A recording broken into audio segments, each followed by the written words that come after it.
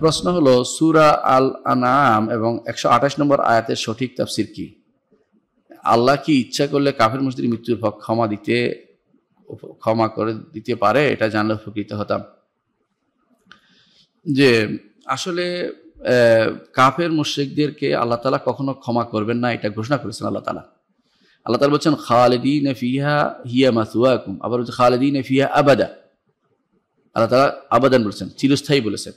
আল্লাহ তাআলা বলছেন ইন্নাল্লাযীনা কাফারু মিন আহলিল কিতাব ওয়াল মুশরিকিনা ফি নারি জাহান্নাম খালিদিনা ফিহা আবাদা উলাইকা হুম শারুল বারিয়া। খালিদিনা ফিহা উলাইকা হুম শারুল বারিয়া, এখানে আবাদান, অন্যখানে আবাদান আসছে।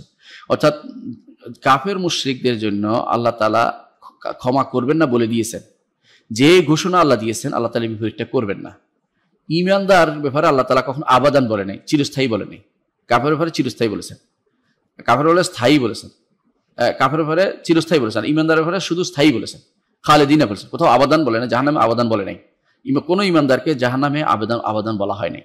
এর অর্থ ঈমান থাকলে যদি গুনাহগার হয় তাহলে তার জাহান্নামে যাওয়াটা অবধারিত হয়। আল্লাহ ইচ্ছা করলে ক্ষমা করবেন, ইচ্ছা করলে তাকে জান্নাত দিয়ে দিবেন। প্রথমবারে কোনো কারণে, কোনো নেক আমলের কারণে, অথবা ওই লোকের যাকে মেরেছে, যাকে আহত করে তারা ক্ষমা করে দেওয়ার কারণে সে জান্নাতে চলে যেতে পারবে, কোনো সমস্যা হবে না। আল্লাহ তাআলা ইচ্ছার উপর নির্ভর যেটা করবেন। কিন্তু কাফেরদেরকে আল্লাহ ঘোষণা দিয়েছেন, এই ঘোষণা ইন্নাল্লাহা লা ইখলিফুল মিয়াদ, এর বিপরীতটা করবেন না। যে ব্যক্তি কুফরি অবস্থায় মারা গেছে, শিরকি অবস্থায় মারা গেছে, মুনাফিক অবস্থায় মারা গেছে, তার কোনো মুক্তি নেই, কোনো দিনেই মুক্তি নেই। সুতরাং এর অর্থ হচ্ছে কোনো দিনেই কোনো কাফের এবং মুশরিক এবং মুনাফিক তারা কখনো মুক্তি পাবে না, চিরস্থায়ী জাহান্নামী হবে তারা। কারণ আল্লাহ তাআলা তাদেরকে চিরস্থায়ী জাহান্নামী হিসেবে নির্ধারণ করে দিয়েছেন, এটা আমাদেরকে বুঝতে হবে। এখানে কিছু মানুষের ভুল কি জানেন? তারা বুঝতে পারে না যে কোথায় আবাদান বলা হয়েছে, কোথায় আবাদান বলা হয় নাই। আবাদান যেখানে বলা হয়েছে এর অর্থ হচ্ছে এরা চিরস্থায়ী জাহান্নামী, মনে রাখবেন। আর যেখানে আবাদান বলা হয় নাই, স্থায়ী বলা হয় না, যাদের জন্য ঈমানদার কখনো কখনো হত্যার কথাটা বলা হয়েছে খালেদিন, ওখানে খালেদান ফিহা বলছে স্থায়ী হবে। স্থায়ী হওয়া অনেক দিনকেও স্থায়ী বলে আরবি ভাষায়।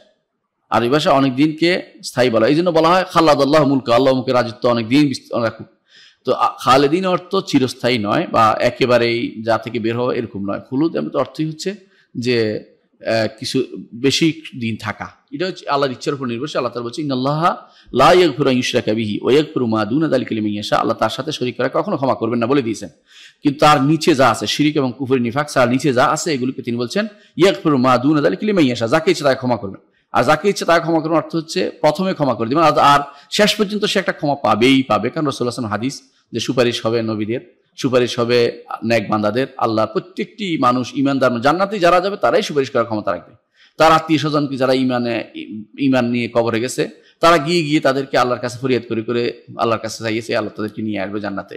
এটা হাদিস, বিভিন্ন হাদিস দ্বারা প্রমাণিত হয়েছে। সুতরাং এখানে অনেকেই এই ভুলটা করে থাকে, বিশেষ করে যারা নব্য মুতাজিলা ফিরকা যারা আবিষ্কার করেছে, তারা এগুলি না বুঝার কারণে, সলবে সালিন মানহাজ না জানার কারণে, কোরআন হাদিসকে নিজেদের মন মতো ব্যাখ্যা করার কারণে, মিসাইল আর ক্ষেপণাস্ত্র দিয়ে ব্যাখ্যা যারা করে তারা এই সমস্ত কথাগুলি বলতে পারে। আরেক গোষ্ঠী আছে যারা মনে করে যে ক্ষমা করার এই জিনিসটা ওলি আল্লাহদের মাধ্যমে হয়ে আসতে।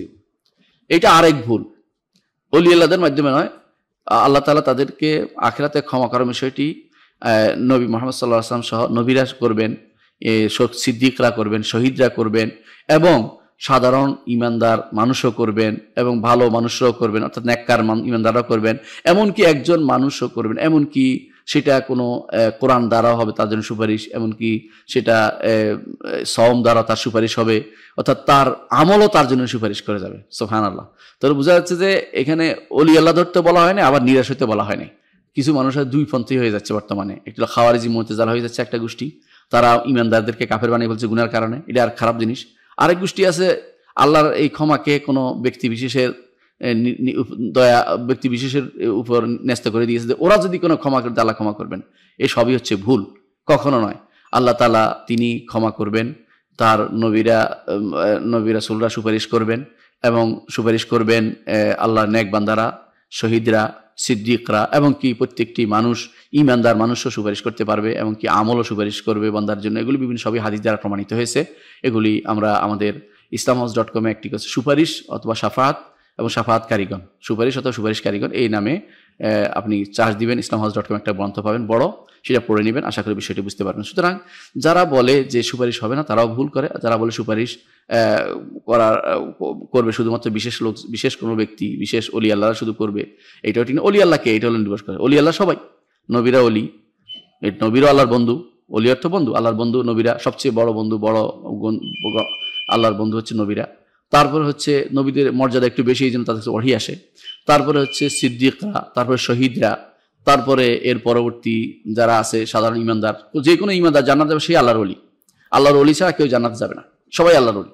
যারা জান্নাতে যাবে সবাই সুপারিশ করার ক্ষমতা আল্লাহর পক্ষ থেকে পাবে, আল্লাহর এলহাম হবে, আল্লাহ তাআলা অনুমতি এলহাম করবেন, সে নিজে বলবে আল্লাহ আমার ভাই, আমার বন্ধু আসে নাই, আমার অমুক ভাই আসে নাই, অমুকে আসে নাই, আল্লাহ তো আমি খুঁজি, বলে দাও খুঁজি দেখো, সে যায় খুঁজি বের করবে, নিয়ে আসবে, হাদিস এটা আসছে স্পষ্ট। সুতরাং বিশ্বাস করতে হবে যে এটা কোনো সুনির্দিষ্ট কোনো দরবারের সাথে সম্পৃক্ত নয়, সুনির্দিষ্ট কোনো ব্যক্তির সাথে সম্পৃক্ত নয়, এটা হচ্ছে একটা ইমানের সাথে সম্পৃক্ত। আল্লাহ তাআলা যার ইমান আছে দেখবেন এবং যার প্রতি অনুমতি দিবেন সে শুধুমাত্র সুপারিশ করতে পারবে, এবং যাকে যার উপর আল্লাহ সন্তুষ্ট হবেন তিনি শুধু সুপারিশ করতে পারবেন। সুতরাং কোনো দরবার ভিত্তিক বা কোনো সিলসিলা ভিত্তিক লোকের মাধ্যমে এটা পাওয়ার কোনো সুযোগ নেই। এখন প্রশ্ন হচ্ছে যে কাফেররা কি এটা পাবে কিনা? কাফের জন্য কেউ কোনো সুপারিশ করবে না, আল্লাহ তাআলা বলে দিয়েছেন, কোরআনে কারীম বলে দিয়েছেন লা তানফাউহা শাফাআতুন। সুতরাং তাদের জন্য আল্লাহ ক্ষমা করবেন না, তাদের জন্য আল্লাহ লানত, ফেরেশতাদের লানত, সবারই লানত, সমস্ত ইমানদার সবাই লানত। সুতরাং তাদের জন্য কোনো ক্ষমা কোনো কালেই আসবে না। কত একরকম হয়ে যায়। আল্লাহ তাআলা বলছেন আফানা জাআল মুসলিমিনা কাল মুজরিমিন মা লাকুম কাইফা তাহকুমুন। কিভাবে তোমরা বিচার করছো? ইমানদার কাফির কি একরকম? কখনো হতে পারে না। এই তো আল্লাহ দুনিয়া দিতেন কি জন্য? দুনিয়াতে পরীক্ষা করছেন কি জন্য? সুতরাং আল্লাহ তাআলা কখনো এটা করবেন না, তিনি ঘোষণা দিয়েছেন। সুতরাং এর বাইরে আপনি এটা কখনো বলবেন না, এইভাবে প্রশ্ন করবেন না। আল্লাহ চাইলে, আল্লাহ চাওয়ার কথা আল্লাহ বলে দিয়েছেন যে এরকম ইচ্ছা আল্লাহ করবেন না, সুতরাং আপনি এই প্রশ্ন আবার করবেন না। আল্লাহ তাআলার জন্য এরকম কথা বলা জায়েজ নেই যে আল্লাহ চাইলে, যেটা আল্লাহ বলেছেন এর বিপরীতটা আল্লাহ চাইলে তিনি আমাকে ক্ষমা করে দিবেন। এই যে আল্লাহ চাইলে ক্ষমা করে দিবেন, যদি মুখে ক্ষমা করে দিলে বলতে পারেন না। ব্যক্তি তওবা করে ক্ষমা পাইতে পারে, তওবা করে সে কুফরি শিরক নেফাকি থেকে বেরিয়ে আসে, জান্নাত পেয়ে নিতে পারে, কোনো সমস্যা নেই। মৃত্যুর আগ মুহূর্ত পর্যন্ত, যতক্ষণ পর্যন্ত বড় শ্বাস না আসে ততক্ষণ পর্যন্ত তার সেই সুযোগ আছে, কিন্তু এই অবস্থায় মারা গেলে তার জন্য এটা হবে না, আল্লাহ ঘোষণা দিয়েছেন। সুতরাং এখানে আল্লাহ চাইলে বলার কোনো সুযোগ নেই, এবার বলবেন না আর কোনো।